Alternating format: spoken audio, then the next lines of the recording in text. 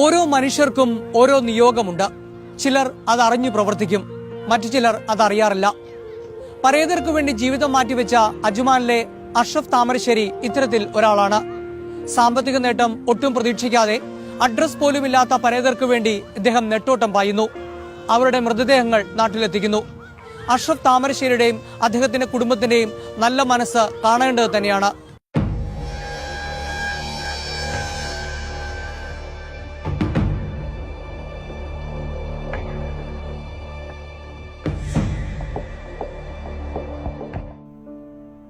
ജീവിതം ആർക്കൊക്കെയോ സഹായമാകാനായി കിട്ടിയതായിരുന്നു.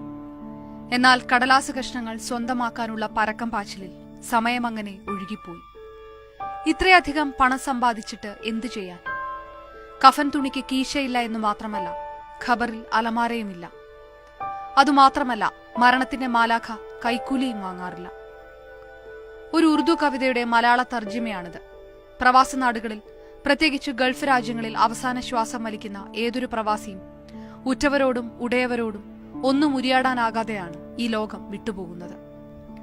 വർഷങ്ങൾക്ക് മുൻപ് ഷാർജയിലെ കുവൈറ്റ് ആശുപത്രിയിൽ ചികിത്സയിലുള്ള ഒരു സുഹൃത്തിനെ കണ്ടു മടങ്ങുമ്പോൾ അഷ്റഫ് താമരശ്ശേരി ആശുപത്രി വരാന്തയിൽ പിതാവിന്റെ ശവശരീരത്തിൽ കെട്ടിപ്പിടിച്ച് പൊട്ടിക്കരയുന്ന രണ്ടുപേരെ കാണുന്നു. മലയാളികളാണെന്ന് മനസ്സിലാക്കിയ അഷ്റഫ് സഹായഹസ്തവുമായി അവർക്കൊപ്പം കൂടി. അങ്ങനെയാണ് പരേതർക്കൊരാൾ എന്ന വിശേഷണം കർമ്മം കൊണ്ട് സ്വന്തമാക്കിയ ഈ സാധാരണക്കാരന്റെ അസാധാരണ യാത്രയുടെ തുടക്കം. ഷാർജയിൽ എൻ്റെ കൂട്ടുകാരൻ ഹോസ്പിറ്റലിൽ കിടക്കുമ്പോൾ അവിടെ ചെന്ന് കാണുന്ന ഒരു ആൾ പുറത്ത് കരിയാൻ ഞാൻ എന്താ ചോദിച്ചു. അപ്പോൾ അവരങ്ങനെ അച്ഛൻ മരിച്ചാണ്, അങ്ങനെ ബുദ്ധിമുട്ടായി. അപ്പോൾ ഞാൻ ചോദിച്ചു, എനിക്ക് അറിഞ്ഞൂടെ, ഞാൻ കൂടുതൽ അങ്ങനെ സഹായിച്ചു കൊടുത്താൽ ഫസ്റ്റിൽ. അതുമുതൽ ഇതുവരെ ചെയ്യുന്നുണ്ട്. എനിക്കെല്ലാം സമാധാനം തോന്നുന്നത്. പക്ഷെ ബോഡി നാട്ടിലെത്തിക്കാൻ കഴിഞ്ഞല്ലോ എന്ന്. പക്ഷെ അവരെ അത് എപ്പോഴും സങ്കടം തന്നെ. ഞാൻ ആ സങ്കടത്തിൽ ഷെയർ ചെയ്താൽ ഈ ജോലി ചെയ്യാൻ കഴിയില്ല. എത്രയെത്ര മൃതദേഹങ്ങൾ, ദേശക്കാർ, ഭാഷക്കാർ, നിറക്കാർ. അഷ്റഫിന് തന്നെ തിട്ടമില്ല. താൻ ഇത്രയും വർഷം കൊണ്ട് എത്രയെത്ര മൃതദേഹങ്ങൾ നാട്ടിലെത്തിച്ചു എന്നതിനെപ്പറ്റി. മരണാനന്തര ചടങ്ങുകൾ നടത്താൻ ഇവന്റ് മാനേജ്മെന്റിനെ ഏൽപ്പിക്കുന്ന പ്രവണത ദൈവത്തിന്റെ സ്വന്തം നാട്ടിലും തുടങ്ങിയിട്ടുണ്ട്. തിരക്കുകൾക്കിടയിൽ സ്വന്തം അച്ഛന്റെയും അമ്മയുടെയും മരണാനന്തര ചടങ്ങിന് പോലും സമയമില്ലാത്ത എത്രയോ മക്കൾ നമ്മുടെ പരിചയത്തിലുണ്ടാകും. അത്തരം ആളുകൾക്ക് മുന്നിൽ നയാ പൈസയുടെ പ്രതിഫലം ഇച്ഛിക്കാതെയാണ് ഈ താമരശ്ശേരിക്കാരൻ സ്വന്തം കുടുംബത്തിന് നൽകുന്നതിനേക്കാൾ സമയം പുലബന്ധം പോലുമില്ലാത്ത ജീവനറ്റ മനുഷ്യർക്ക് വേണ്ടി മാറ്റിവെക്കുന്നത്. എനിക്ക് ആദ്യമൊക്കെ പോകുമ്പോൾ ഭയങ്കര ഒരു വിഷമമായിരുന്നു. എന്താ വെച്ചാൽ ഞങ്ങളെ കാര്യം നോക്കുന്നില്ലല്ലോ, കുട്ടികളെ കാര്യം നോക്കുന്നില്ലല്ലോ എന്ന് ഭയങ്കര വിഷമം ഉണ്ടായിരുന്നു. പക്ഷെ ഓരോ വേദിയിലും പോയി ഇക്കാനെ പറ്റി ഓരോരോ വാക്കും ഓരോരുത്തർ പറയുമ്പോൾ ഭയങ്കരമായ സന്തോഷം. ഇനി ഇതിന് പോയിക്കോട്ടെ, കുഴപ്പമില്ല. അപ്പോൾ അവരൊക്കെ പറയുന്ന ഓരോരോ വാക്കും ഞാൻ കേൾക്കുന്നുണ്ട്. എന്തൊരു പരിപാടി ഉണ്ടെങ്കിലും ഞങ്ങളെയും കൊണ്ടുപോയലുണ്ട്. അപ്പോൾ അങ്ങനത്തെ ഒരു വിഷമമായിട്ട് തോന്നല്ല. അപ്പോൾ ഞങ്ങളെ കാര്യവും കുട്ടികൾ താങ്ങിച്ചാലും ഞാൻ തന്നെ സാധനം വാങ്ങാനുള്ള കുട്ടികളെ കാര്യമൊക്കെ ഞാൻ നോക്കുന്നതിനെ കൊണ്ട് ഈ ഇതിന് പോകും. അഷ്റഫിന് UAE ഇന്ത്യൻ അംബാസിഡറെയും കോൺസുൽ ജനറലിനെയും ഉദ്യോഗസ്ഥരെയും മുൻകൂർ അനുമതിയില്ലാതെ കാണാനാകും. ഏതു പാതിരാത്രിയിലും ഫോണിൽ ബന്ധപ്പെടാനും കഴിയും.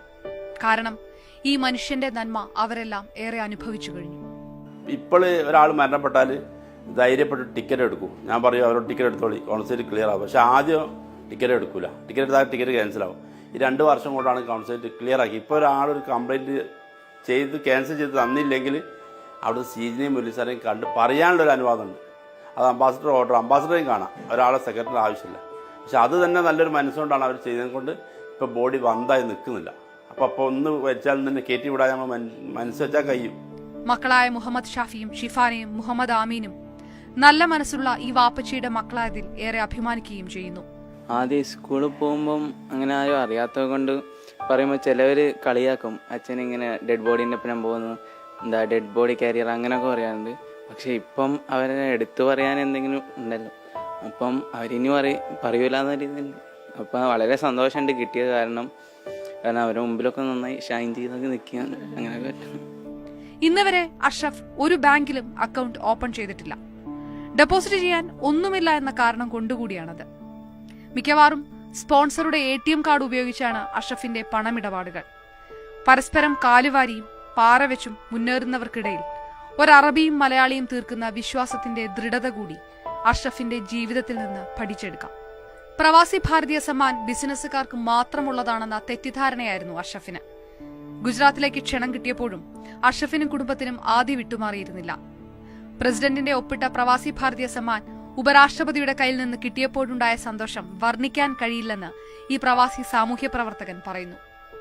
ഞാൻ ഈ അവാർഡിന് പോണ അന്ന് 4 ബോഡി കയറ്റിയിട്ട് അന്ന് 5:30 മണിക്ക് വീട്ടിലെത്തി. അന്ന് രാത്രി 11:30 പോയിക്കുന്നത്. പക്ഷെ അവരും യുഎയിലുള്ള എല്ലാ സംഘടനകളും എനിക്ക് കിട്ടിയെന്ന് പറഞ്ഞപ്പോൾ എല്ലാവരും പറഞ്ഞു കിട്ടേണ്ട ആക്കി കിട്ടിയത്. അജ്മാനിലെ വർക്ക്ഷോപ്പ് പണിയിൽ നിന്ന് കിട്ടുന്ന വരുമാനമാണ് അഷ്റഫിനെയും കുടുംബത്തിനെയും മുന്നോട്ട് നയിക്കുന്നത്. അതിലേറെ ആത്മാക്കളുടെയും മരിച്ചവരുടെ ബന്ധുക്കളുടെയും പ്രാർത്ഥനകൾ തന്റെ ജീവിതത്തിന് അർത്ഥം നൽകുന്നുവെന്ന് പറഞ്ഞ് അവസാനിപ്പിച്ച് അഷ്റഫ് വീണ്ടും ഇറങ്ങി അടുത്തയാളെ സഹായിക്കാൻ.